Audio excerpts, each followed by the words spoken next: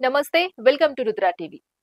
భారత అంతరిక్ష చరిత్రలో మరో స్వర్ణాక్షరం లిఖితమైంది. భారత వైమానిక దళానికి చెందిన group captain Shubhanshu Shukla private రోదసీ యాత్ర ద్వారా అంతర్జాతీయ అంతరిక్ష కేంద్రంను చేరుకోనున్న తొలి భారతీయుడిగా చరిత్రకెక్కారు.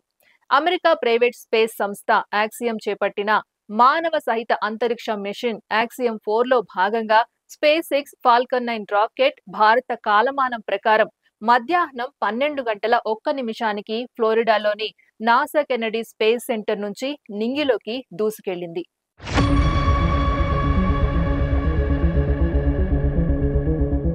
ఈ రాకెట్లో సుభాంశుతో పాటు మరో ముగ్గురు వ్యోమగాములు ఐఎస్ఎస్ వైపు పయనమవుతున్నారు.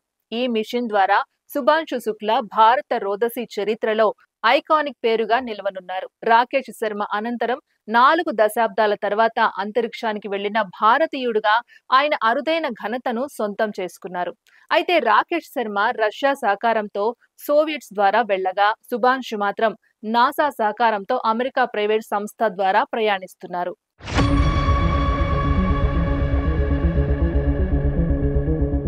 ఈ యాత్ర 15 రోజుల పాటు సాగనుంది. గురువారం సాయంత్రం 4 గంటల 30 నిమిషాలకు వారి వ్యోమనౌక ఐఎస్ఎస్ తో అనుసంధానమవుతుంది. ఈ కాలంలో వీరు 31 దేశాలకు చెందిన 60 శాస్త్రీయ ప్రయోగాల్లో పాల్గొంటారు. సుభాంశు శుక్లా మాత్రం ప్రత్యేకంగా 7 పరిశోధన ప్రయోగాలు చేపడతారు.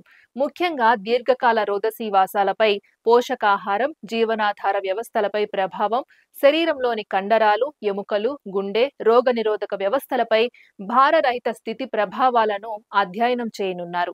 ఇదే కాదు, విద్యార్థులు, శాస్త్రవేత్తలు, ప్రధానమంత్రి నరేంద్ర మోదీతో కూడా సుభాంశు శుక్లా వీడియో కాల్స్ ద్వారా సంభాషించే అవకాశం ఉంది.